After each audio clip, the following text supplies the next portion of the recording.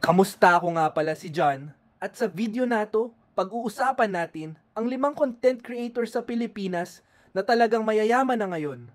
Kaya bago tayo magsimula, huwag kalimutang i-like ang video na to, mag-subscribe at i-click ang notification bell para hindi ka mahuli sa mga ganitong content.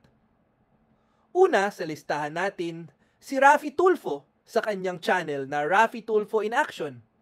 Kilala siya sa public service content. Tumutulong siya sa mga mamamayan na may problema sa trabaho, pamilya o legal na usapin.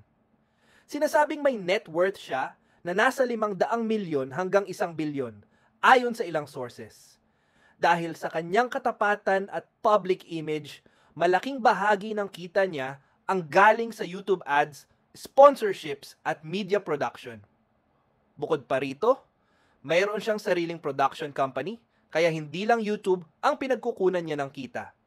Ikalawa ay si Ivana Alawi, isa sa pinakasikat na babae sa YouTube sa Pilipinas pagdating sa lifestyle at beauty. Madalas siyang mag-vlog ng araw-araw niyang buhay, beauty routines, travel at challenges. Kasama pamilya niya, ayon sa Social Melo, ang net worth niya ay nasa humigit kumulang 8 milyon dolyar. Bukod sa YouTube, may skincare brand siya na Ivana Skin, kaya hindi lang content creator. Entrepreneur na rin siya.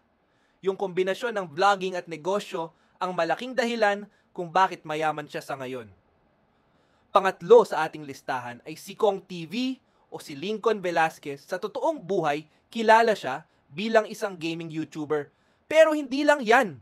Gumagawa din siya ng comedy sketches at lifestyle vlogs. Ayon sa Social Melo, may net worth siyang 4.53 milyon isa. Sa mga pinagkukunan ng kita niya ay ang kanyang merchandise line na Team Payaman. Sobrang tatak niya na payaman sa content. Mayroon din siyang partnerships with brands kaya diversified ang kita niya. Pang-apat, si Niana Guerrero.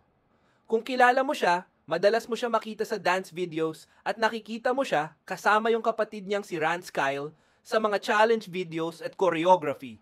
Ayon sa Social Melo, ang net worth niya ay nasa 1 milyon at 86,000 dolyar. Dahil sa viral dance routines niya at appeal sa kabataan, maraming brands ang gustong makipag-collab sa kanya. Yung talent niya sa sayaw, nag-leverage siya para gumawa ng sustainable na kita. At panglima sa listahan natin, si Zainab Harake, isang beauty at lifestyle vlogger. Madalas niyang i-share ang kanyang mga makeup tutorial, life story, at challenge videos.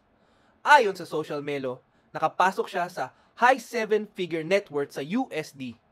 Sa Desire Marketing, sinasabi rin na kumikita siya sa YouTube at sponsorship through endorsements.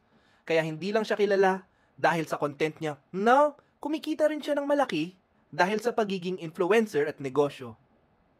So ayun, yan ang 5 content creator sa Pilipinas na ngayon ay tunay na may malalaking kita at malayong narating sa pagiging digital creators.